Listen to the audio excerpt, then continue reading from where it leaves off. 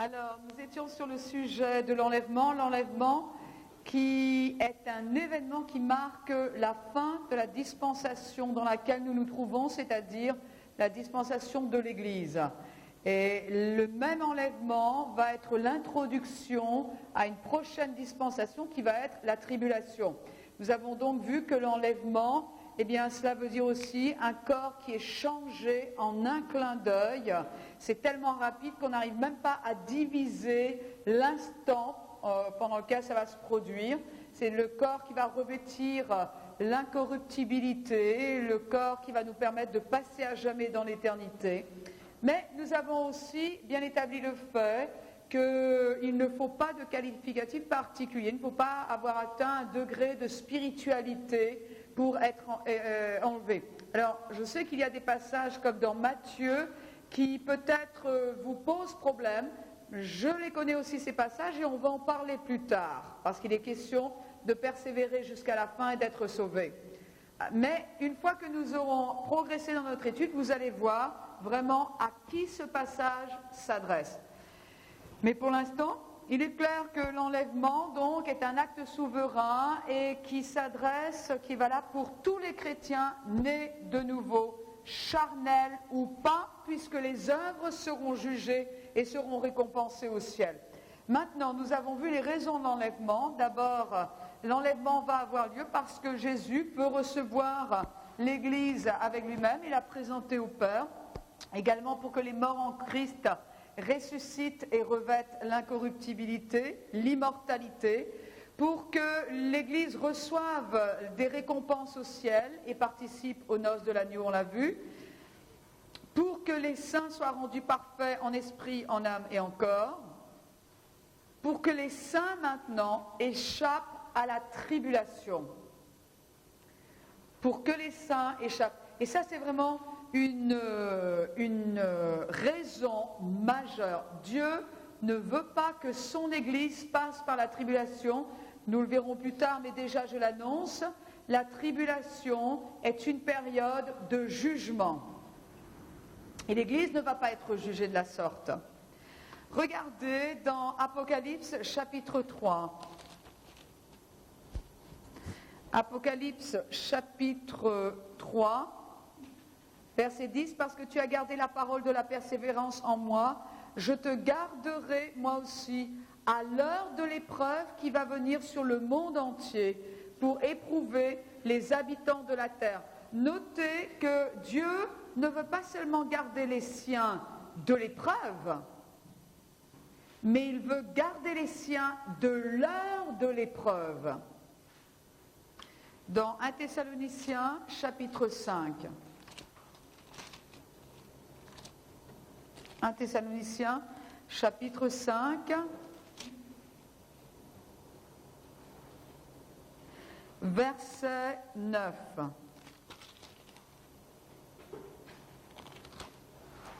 Car Dieu, et je vous rappelle que le début du chapitre 5 et la moitié à peu près du chapitre 4 nous parlent de l'enlèvement, de la rencontre du Seigneur avec dans les airs, et ensuite nous parle du retour physique de Jésus-Christ. Et au chapitre 5, verset 9, il est dit, Dieu donc nous c'est l'Église, ne nous a pas destinés à la colère. On va voir plus tard que la tribulation est appelée la colère de l'Éternel, le jour de colère.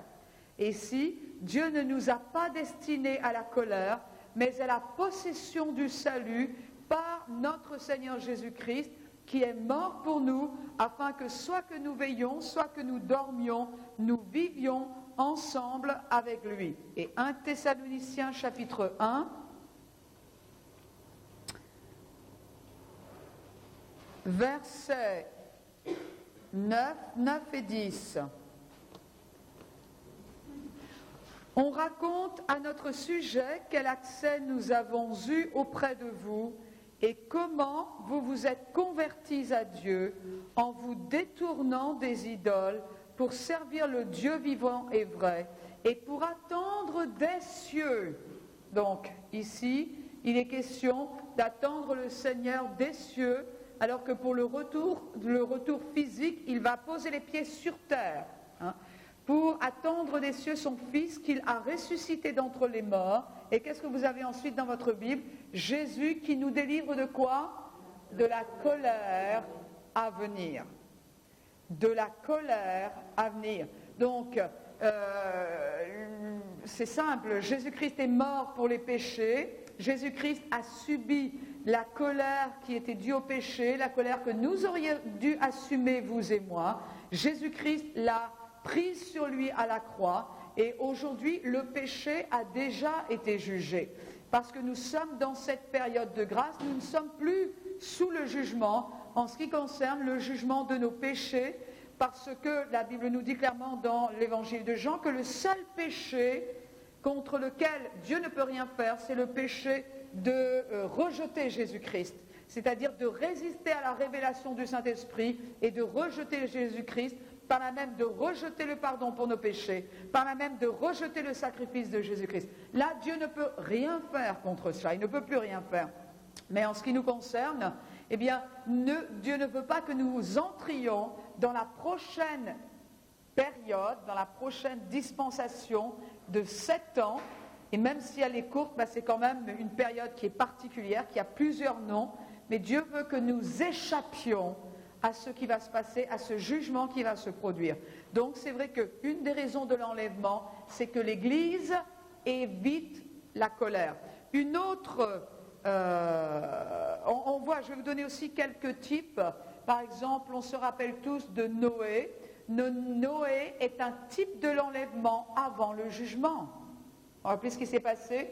La terre était tellement corrompue que Noé a annoncé l'évangile, il a annoncé le salut, il a annoncé la repentance. La Bible nous dit que c'était un prédicateur de justice, mais les hommes avaient un cœur tellement endurci qu'ils ont voulu continuer à vivre dans le péché et à ne pas se préoccuper de ce que Dieu voulait. Dieu a annoncé le jugement. Et quand Dieu juge, il annonce le jugement. Dieu ne prend pas par surprise. Dieu ne prend pas par surprise. Il annonce le jugement. Et en même temps, il a pourvu à une solution qui était l'arche, qui était en quelque sorte une issue de secours pour ceux qui n'étaient pas destinés à la colère, parce qu'ils avaient leur foi en Dieu, ils avaient leur foi dans la grâce, et ça c'était Noé et sa famille. Et avant que le jugement tombe, eh bien Noé et sa famille ont pu se réfugier dans l'arche et échapper au jugement. Il y a encore d'autres, on voit que Rahab, par exemple, a mis sa foi en l'Éternel et elle a cru dans le Dieu des Hébreux. Et quand les Hébreux sont venus pour prendre la ville, eh bien Rahab a pu être mise à l'abri grâce à, vous rappelez, un fil rouge qu'elle avait laissé pendre à sa fenêtre, de manière à ce que quand les Hébreux viennent envahir la ville, ils reconnaissent, le mot était passé, ne touchez pas aux gens qui sont dans la maison où il y a un fil rouge. Et évidemment, le fil rouge représente le sang et la rédemption. Donc il y a des types comme cela. Il y a Noé, il y a Rahab, et puis il y a aussi Lot. Vous vous rappelez ce qui s'est passé avec Lot? La corruption, encore une fois, était grande. Et quand on arrive dans la période de la tribulation, on va l'étudier, la corruption va être très grande, au point que quand les hommes vont être jugés, les nations vont être jugées, au lieu de se repentir, ils vont blasphémer le nom de Dieu. C'est terrible cela. Bien, au temps de Sodome et Gomorrhe, le péché était tel que Dieu a dit « stop maintenant ». Mais il y avait Lot et sa famille. Et Lot mettait sa confiance en Dieu. Et il a dérapé lui aussi dans ses choix. On peut le voir d'après la Bible. Néanmoins, il avait sa confiance en Dieu. Et avant de détruire la ville, avant littéralement de juger la ville, qu'est-ce que Dieu a fait? Il a prévenu Lot et sa famille, il a dit « sortez en vitesse ». Et parce qu'il ne faisait pas assez vite, Dieu a envoyé des anges afin que les anges sortent Lot et sa famille, sa femme et ses filles de la ville. Mais qu'est-ce que c'était? C'était un type de l'Église qui va éviter le jugement. Comment? Tout simplement en étant déplacé surnaturellement. Encore une fois, l'enlèvement de l'Église peut se produire à n'importe quel moment. à n'importe quel moment. Également, 2 Thessaloniciens chapitre 2, versets 1 à 8, il y a une autre raison à l'enlèvement. Alors c'est vrai que je prends un petit peu mon temps ici, mais c'est quand même le prochain gros événement qui nous attend, vous et moi. D'accord ?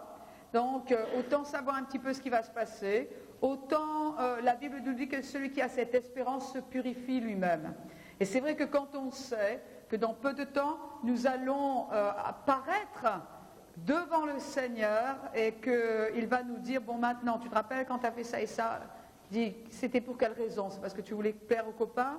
Parce que tu voulais plaire aux copines ? C'est parce que tu avais peur de perdre ta réputation que tu as fait ce coup-là ? Et là, on va pouvoir dire oui Seigneur, ou alors on va dire non Seigneur, et le Seigneur dire tiens voilà, une récompense. Parce que tu as su résister. Gloire à Dieu. Et dans peu de temps, ça va se faire. Moi, je dois dire que pratiquement tous les jours, je vis avec la conscience qu'un jour, je vais paraître devant le Seigneur.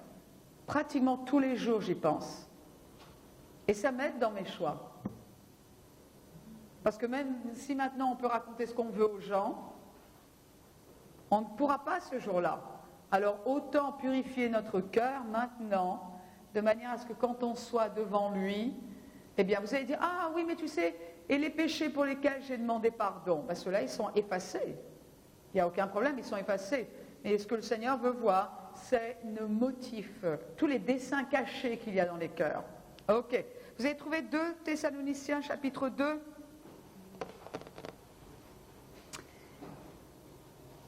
Verset 3, que personne ne vous séduise d'aucune manière, car il faut qu'auparavant l'apostasie soit arrivée et que se révèle l'homme impie, le fils de la perdition.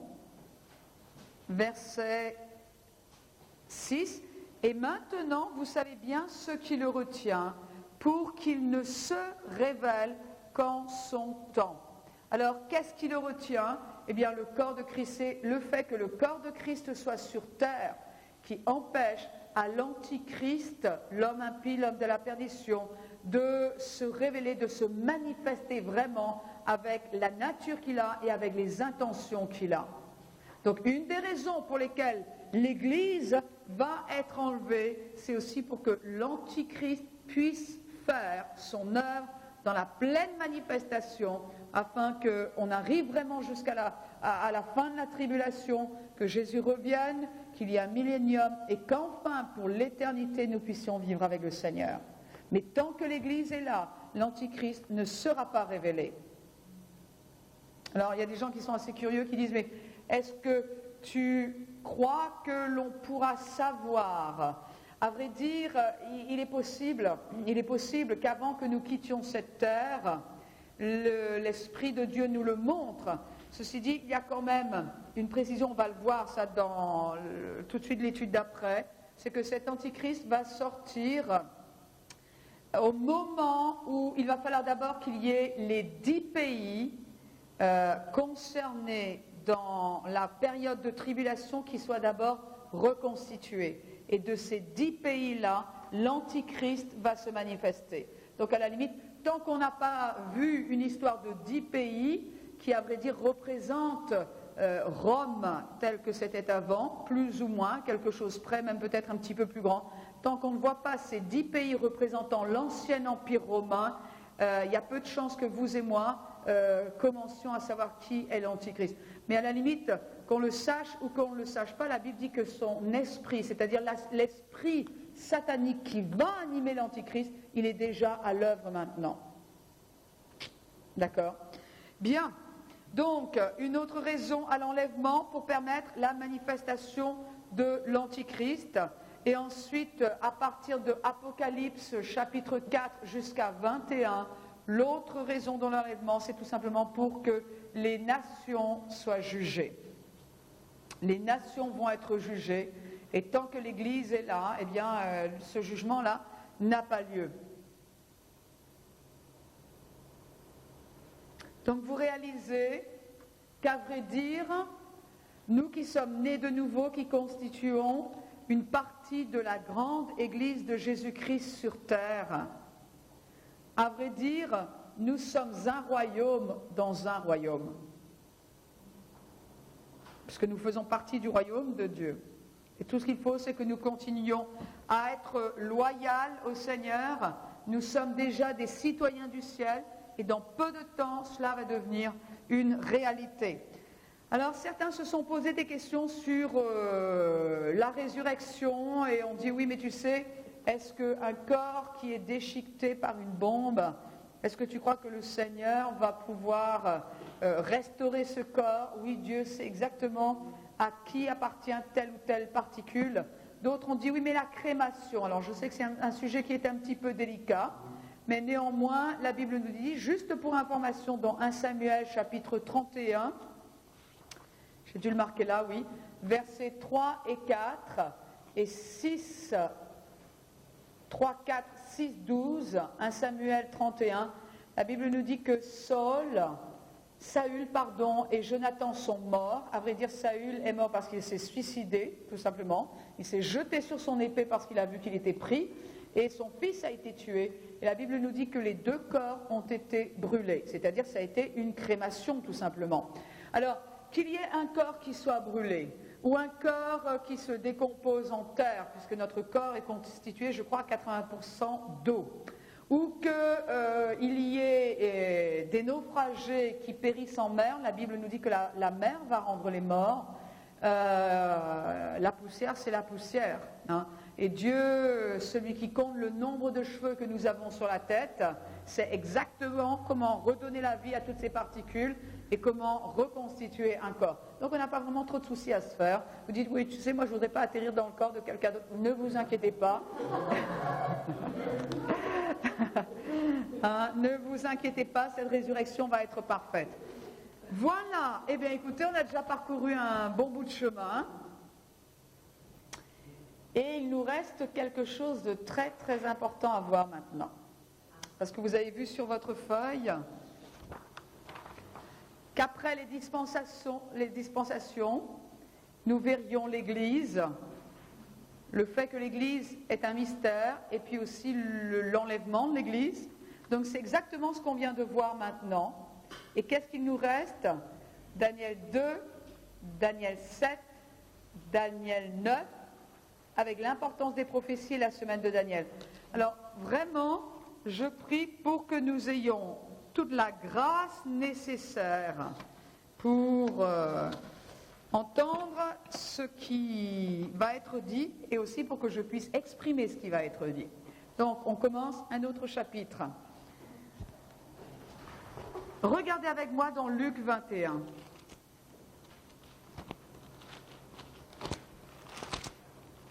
Ça va, question de l'enlèvement? S'il y a d'autres interrogations, eh bien, je suis sûre qu'à la fin des cours, les réponses seront trouvées. Luc chapitre 21.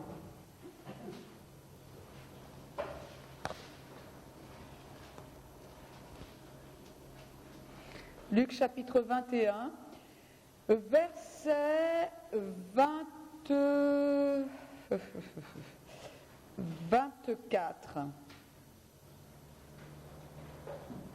Ils tomberont sous le tranchant de l'épée, ils seront emmenés captifs parmi toutes les nations, et Jérusalem sera foulée aux pieds par les nations, jusqu'à ce que le temps des nations soit accompli. Tout ce passage-là, du chapitre 21, nous parle de la tribulation et nous annonce le retour physique de Jésus. Question difficile, est-ce que l'Église sera encore sur terre? Non, elle sera enlevée.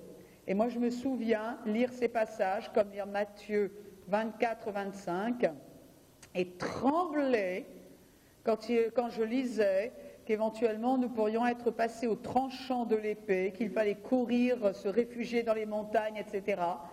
Mais ce qui est bizarre, c'est qu'il est aussi indiqué qu'il faut prier pour que ça ne tombe pas un jour de sabbat. Le sabbat n'a rien à voir avec l'Église. Mais bon, je ne veux pas aller plus loin, on verra ça plus tard. En attendant, ce passage-là parle de la tribulation, de ce qui va se passer pendant les 7 ans de tribulation sur terre. Pendant ce temps-là, l'Église est au ciel, elle est en train de recevoir ses récompenses et elle assiste donc, et elle fait partie intégrante des noces de l'agneau. Mais remarquez ce qu'il est dit au verset 24. Jérusalem sera foulée aux pieds par qui?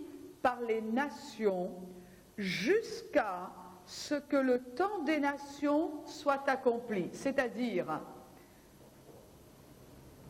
ici, Luc nous dit qu'il y a tout un temps pendant lequel les nations vont en quelque sorte diriger Israël. C'est-à-dire que même si Israël a son pays, même si Israël a sa terre, eh bien, les nations vont quand même oppresser Israël. Bien, est-ce que c'est quelque chose que l'on voit en ce moment? Oui, il suffit que l'on regarde ce qui se passe à la télévision. On voit qu'Israël, bien qu'elle soit sur ses terres, les nations, les pays sont tous en train de continuer à oppresser Israël. Ma question est, depuis quand, parce que ça c'est important, depuis quand les non-juifs oppressent-ils les Hébreux, les Juifs? C'est une question qui est extrêmement importante, parce que nous allons comprendre pourquoi Daniel a eu cette vision-là, a eu ces visions-là et ces interprétations, et ça va nous permettre aussi de comprendre la suite, ce qui est à venir. Depuis quand Israël est oppressé par les nations? Depuis longtemps. À vrai dire, si vraiment on veut remonter, c'est depuis qu'ils ont été en Égypte. Ça repart d'aussi loin que cela. Les Égyptiens, vous vous rappelez, ont oppressé les esclaves hébreux qui ont crié à Dieu et Dieu les a fait sortir. Mais depuis ce temps-là, depuis ces temps-là, les Hébreux ont été opprimés d'une manière ou d'une autre par les nations. Et il est dit jusqu'à ce que, et il va y avoir un moment où les nations n'opprimeront plus ou n'oppresseront plus Israël. Et on va voir quand. En attendant, ça a commencé en Égypte. Bien, maintenant, Daniel chapitre 2. Daniel chapitre 2.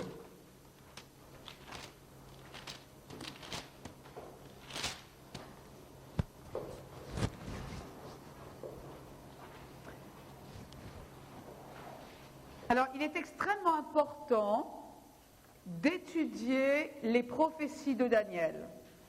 Parce que d'abord, ce qui est écrit dans Daniel se retrouve dans l'Apocalypse, comme je vous l'ai déjà dit, et que comprendre les prophéties de Daniel sont une clé pour comprendre tout le reste et pour ne pas se tromper.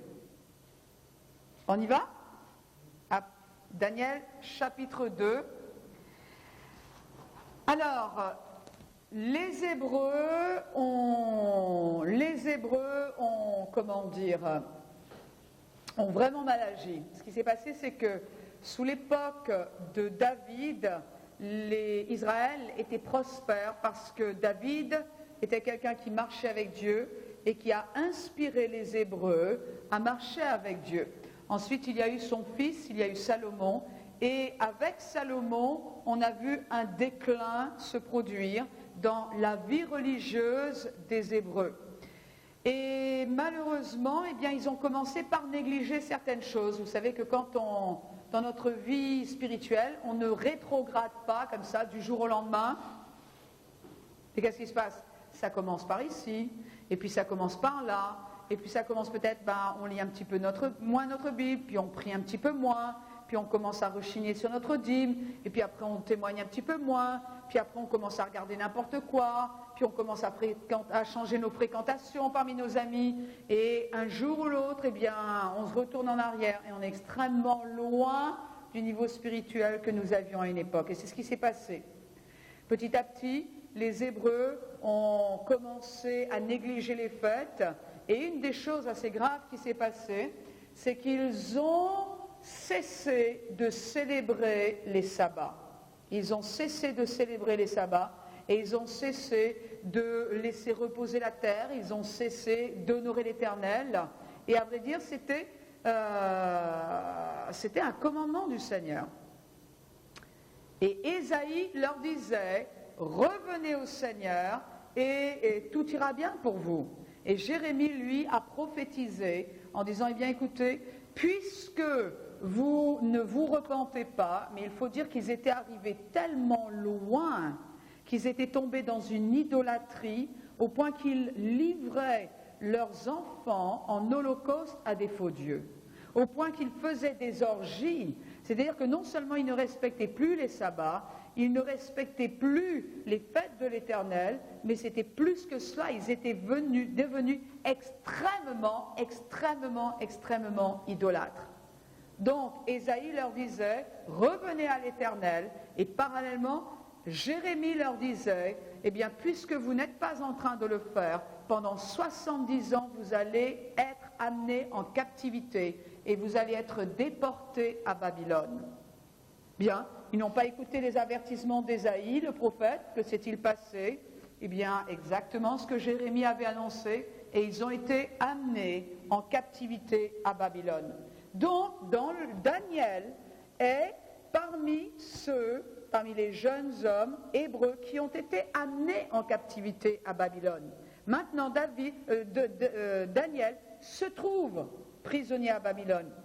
Alors, ils avaient pris évidemment le butin, ils avaient pris tous les ustensiles du temple et ils avaient sélectionné les gens les plus intelligents parmi les Hébreux. Ils allaient en quelque sorte les reprogrammer pour les adapter à la culture babylonienne afin qu'ils soient au service de Nebuchadnezzar.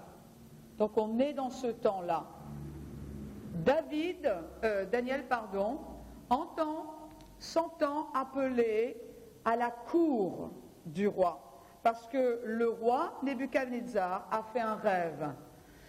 Il a fait un rêve et il appelle tous ses magiciens auprès de lui et il dit, écoutez, non seulement vous allez me donner l'interprétation du rêve, mais plus que cela, je ne m'en souviens plus, donc vous allez me dire ce que j'ai rêvé.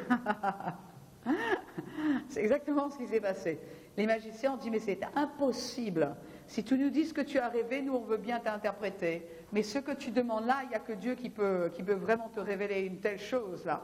Et il était prêt à faire sauter toutes les têtes, il était prêt à faire mourir tout le monde, et même Daniel y compris. Daniel entend parler de ce qui s'est passé, et il dit, dites au roi qu'il me donne un peu de temps, et je vais consulter le vrai Dieu, qui lui me donnera le rêve, et ensuite je lui donnerai l'interprétation. Parce qu'à vrai dire, Nebuchadnezzar ne croyait pas trop ces magiciens. Et il disait, je sais que si vous me donnez le rêve, je sais que votre interprétation sera juste. Petit malin, hein? Bien. Alors, vous lisez ça dans Daniel chapitre 2, verset 10. Les Chaldéens répondirent au roi, il n'est personne sur la terre qui puisse dire ce que demande le roi. C'est pourquoi aucun roi grand et puissant n'a exigé une pareille chose d'aucun magicien, astrologue ou chaldéen. Ce que le roi demande est difficile, il n'y a personne d'autre qui puisse le dire au roi, sinon les dieux dont la demeure n'est pas parmi les êtres charnels. Là-dessus, le roi se met en colère, il menace de faire périr tous les sages, et puis, verset 13, la sentence fut publiée, les sages allaient être mis à mort, et l'on chercha Daniel et ses compagnons pour les faire mettre à mort. Alors Daniel s'adressa d'une manière prudente et sensée au chef des gardes du roi qui était sorti pour mettre à mort les sages de Babylone. Donc il demande un délai, et puis le Seigneur, verset 19, alors le mystère fut révélé à Daniel dans une vision pendant la nuit, et Daniel bénit le Dieu des cieux. Est-ce que vous comprenez le contexte? C'est bon? Quel est ce rêve-là? Verset 31. Avant de vous donner ce contexte, je vous ai parlé de quoi? Je vous ai parlé du temps des nations. C'est-à-dire que pendant un certain temps jusqu'à ce qu'il soit accompli, c'est-à-dire le temps est marqué, le temps est fixé où les nations cesseront d'oppresser Israël. C'est déjà fixé d'avance. Mais jusqu'à ce que cette date arrive, depuis les Égyptiens, eh bien depuis ce temps-là, les nations oppressent Israël. Les visions et les interprétations que Daniel nous donne nous montrent la suite chronologique des empires qui oppresseront Israël. C'est pour ça que c'est si important. C'est pour ça qu'il fallait commencer par Luc, pour vous expliquer ce que maintenant veut dire Daniel. C'est-à-dire Dieu, dans ces rêves-là, dans Daniel chapitre 2, chapitre 7, chapitre 8, chapitre 9, va révéler le nom des empires qui conduiront le monde vers la fin des temps et qui sera notamment marqué par l'oppression dirigée contre Israël. Alors, c'est important de noter que c'est un rêve, c'est une vision qui parle du futur pour Daniel, pour Nebuchadnezzar, mais pour nous qui sommes aujourd'hui en l'an 2001, il ne s'agit plus qu'une partie du futur. En revanche, nous pouvons nous retourner en arrière et constater que l'histoire a prouvé que ces rêves étaient vrais. D'accord ? Et à propos d'histoire, je vais rectifier ce que j'ai dit tout à l'heure, c'est que Néron a dévasté Rome et c'est Titus qui a dévasté Jérusalem. Et tout le monde est d'accord maintenant. Hein. Je sais que vous avez oublié, mais la réflexion a été faite et je me suis mélangée dans les mots. Voilà. Ceci dit, verset 31. Verset 31. Ô roi, tu as eu une vision, celle d'une grande statue. Donc rappelez-vous que le roi disait, il faut d'abord que tu me donnes le rêve. Cette statue était immense et d'une splendeur extraordinaire. Elle était debout devant toi et son aspect était terrible. La tête de cette statue était d'or pur. Sa poitrine et ses bras étaient d'argent. Son ventre et ses cuisses étaient de bronze, ses jambes de fer, ses pieds en partie de fer et en partie d'argile. Tu regardais lorsqu'une pierre se détacha sans le secours d'aucune main, frappa les pieds de fer et d'argile de la statue et les réduisit en poussière. Lorsque le fer, l'argile, le bronze, l'argent et l'or furent pulvérisés ensemble et devinrent comme la balle qui s'échappe du nerf en été. Le vent les emporta et nulle trace n'en fut retrouvée. Mais la pierre qui avait frappé la statue devint une grande montagne et remplit toute la terre. Voilà le rêve. Nous en donnerons l'explication devant le roi. Donc il a donné le rêve et dit maintenant, voilà l'explication. Ô roi, tu es le roi des rois, car le Dieu des cieux t'a donné le royaume, la puissance, la force et la gloire. Il a remis entre tes mains, en quelques lieux qu'ils habitent, les fils des hommes, les bêtes, les champs et les oiseaux du ciel, et il t'a fait dominer sur eux tous. C'est toi qui es la tête d'or. À qui s'adresse Daniel ? À Nebuchadnezzar, qui est quoi ? À la tête de Babylone, de l'empire babylonien. Donc, vous voyez cette statue ? Je vais juste vous la montrer ici, de manière à ce que vous ayez une idée. Alors bon, elle est représentée de différentes façons. Hein. Je ne dis pas qu'elle avait cette tête-là tout particulièrement, mais vous pouvez la voir ici. Est-ce qu'elle passe ? Voilà, c'est bien ça. Non, c'est bien comme ça. Voilà. Donc, le roi a vu cette statue. Et ici, Daniel dit, tu vois, la tête était d'or. C'est-à-dire, c'est l'empire babylonien sous Nebuchadnezzar. Babylone était à son apogée quand Daniel a donné cette interprétation. Ensuite, il dit, la poitrine et les bras étaient d'argent. Le métal change l'empire change. Après, alors ça c'est de l'histoire tout simplement, après l'empire babylonien, qu'est-ce que nous avons eu ? Eh bien, nous avons eu l'empire médo-perse. L'empire médo-perse,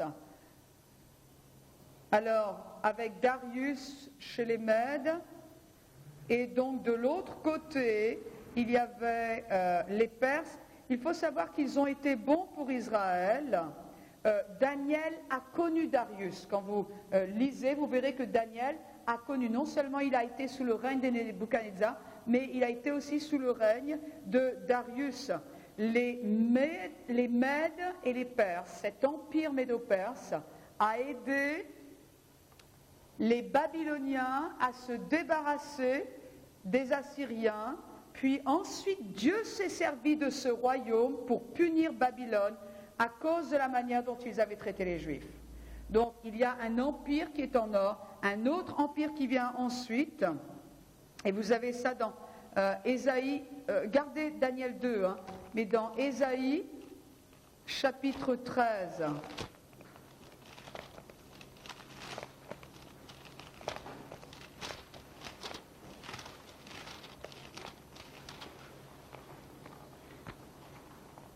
Verset 17, écoutez ce qu'Ésaïe prophétise, il dit « Me voici, donc de la part de Dieu, j'excite contre les Mèdes. » Et à qui parle-t-il ? C'est marqué au début de Ésaïe chapitre 13, verset 1, contre Babylone.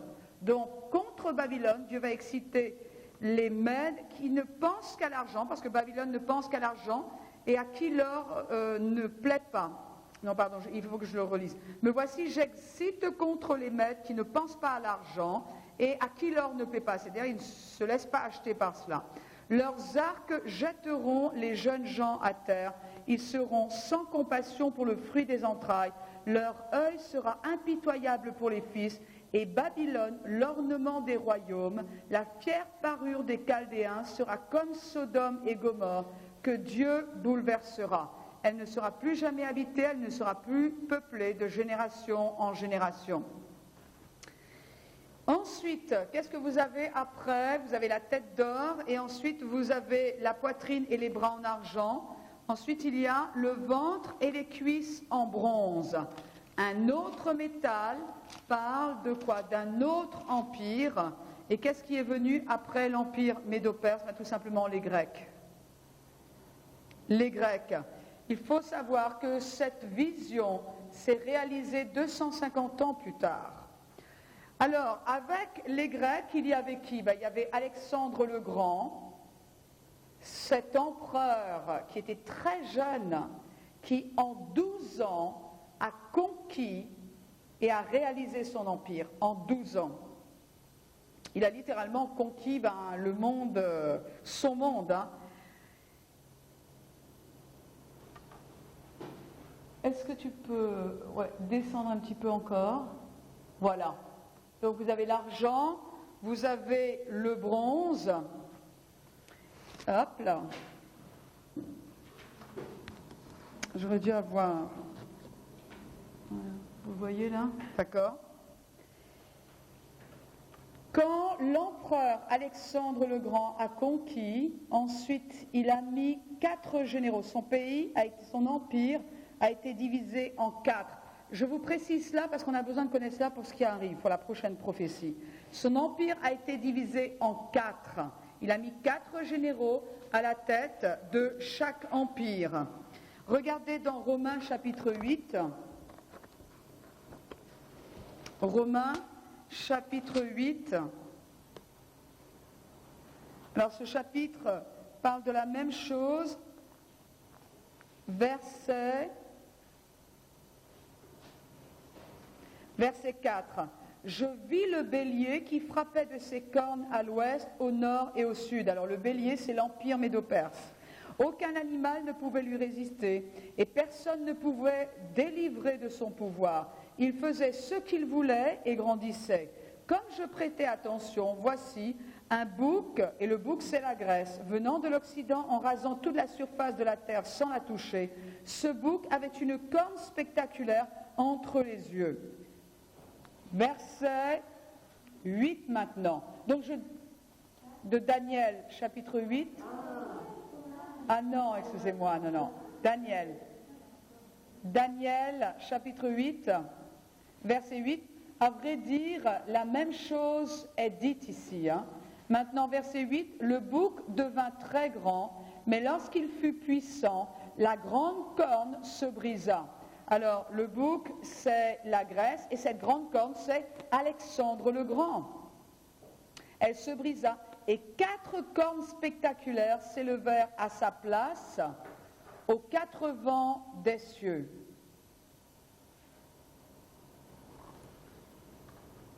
Regardez verset 20. Le bélier que tu as vu et qui avait 2 cornes, ce sont des Mèdes et des Perses. Donc si vous voulez, d'un côté Daniel voit une grande statue, ou plutôt le roi voit une grande statue, plus tard Daniel fait un rêve qui veut dire exactement la même chose, seulement au lieu de voir une statue, il voit des animaux, d'accord ? Mais c'est la même chose, c'est une succession d'empires qui vont conduire le monde vers la fin des temps. Et il nous dit ici, le bélier donc que tu as vu avait 2 cornes, ce sont les rois des Mèdes et des Perses. Le bouc velu, c'est le roi de Yavan, la grande corne entre ses yeux, c'est le premier roi, donc c'est encore Alexandre le Grand. Elle fut brisée, et les 4 qui s'élevèrent à sa place sont 4 royaumes qui s'élèveront de cette nation, mais qui n'auront pas sa force. Les 4 royaumes, c'est quoi ? De l'empire d'Alexandre le Grand, eh bien, il y a eu la Grèce, il y a eu la Turquie, il y a eu la Syrie et il y a eu l'Égypte. Il y a eu la Grèce, il y a eu la Turquie, il y a eu la Syrie et il y a eu l'Égypte.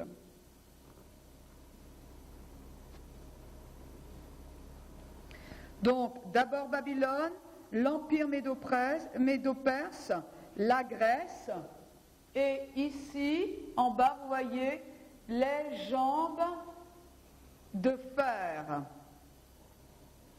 On retourne dans Daniel chapitre 2. Je vais vous montrer tout à l'heure un autre transparent. Daniel chapitre 2, verset 33. Les jambes de fer, quel est l'empire qui ensuite a pris le dessus après l'empire grec? Ça a été Rome. Vous allez dire, mais tu es sûr que c'est important? Oui, c'est important que nous voyons cela. Je ne suis pas une experte en histoire, malheureusement, mais au ciel, je le serai, je crois. J'aime cela. Les jambes de fer représentent Rome, et il y a 2 jambes, parce que tout simplement, il y avait une extension à l'est et il y avait une extension à l'ouest. Rome était en plein développement à l'époque de Jésus-Christ.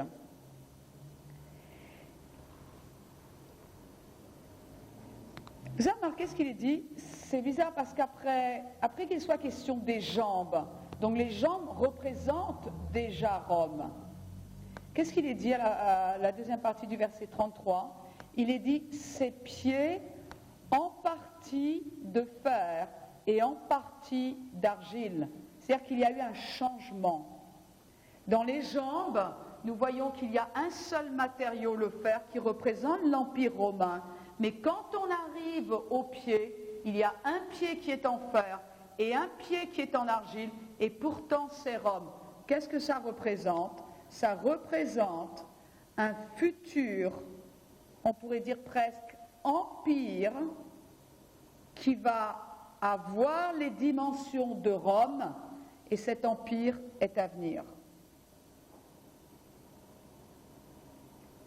C'est dommage parce que j'aurais dû vous faire une carte en vous montrant vraiment que l'Empire romain allait même jusqu'en Irlande, passer par tout le bassin méditerranéen. C'était énorme, énorme, énorme, énorme. Dites-moi, Rome est représentée par les jambes de fer, d'accord? Mais il y a un mystère qui est quelque part là. Où est l'Église? L'Église doit être quelque part. Parce que vous et moi n'avons pas encore vu les pieds. On n'a pas encore vu ce nouvel empire. On se trouve où? L'Église est un mystère et l'Église se trouve entre les jambes et les pieds. Entre, on pourrait dire au niveau des chevilles, je pense. Hein. Mais la période de l'Église se trouve là où vous voyez le jaune là. Et on voit que après cette période de l'Église, évidemment, je vous rappelle que nous sommes dans une période de transition. Il va y avoir un empire qui va être reconstitué. Et cet empire-là va être fait de matériaux différents qui probablement parlent aussi ça va être un accord entre des pays, mais pas un accord de cœur, ça va être un accord d'arrangement. À vrai dire, quand on reprend l'Empire romain, on peut voir que notamment l'Europe est dedans. Bien, qu'est-ce qui est en train de se passer en Europe? Il y a en ce moment, combien de pays qui font partie de l'Europe? 15. 15 pays qui font partie de l'Europe. Et petit à petit, au fur et à mesure où on voit la communauté européenne se dessiner, on voit que l'Europe est en train petit à petit de reprendre les dimensions de l'Empire romain. Alors, tout n'est pas encore terminé encore en Europe, hein, et les frontières ne sont pas comme elles vont être non plus. Vous voyez ça? Je me demandais ce que vous voyez là. Bien, les deux matériaux, l'argile et le fer, ne peuvent se mélanger, c'est-à-dire que ce sont deux matériaux, l'alliance n'est pas naturelle. L'alliance n'est pas naturelle. C'est une relation qui est fragile, mais c'est une relation aussi qui est consentante. Alors, sur les pieds, je vais juste terminer par cela. Sur les pieds, ce n'est pas une question qui est très difficile. Vous avez combien d'orteils? 10. Sur les pieds, vous avez 10 orteils. Ces 10 orteils. Il y a quelqu'un qui en a plus que moi. Les 10 orteils, écoutez bien, représentent 10 pays. C'est-à-dire que quand l'Empire romain va être reconstitué, il sera reconstitué et il y aura 10 pays. Pour l'instant, on en a combien dans la communauté? 15. Ça veut dire qu'il va y avoir encore des frontières qui vont bouger, des frontières qui vont changer. Mais on y va droit devant. Je vais m'arrêter ici et on reprend tout à l'heure.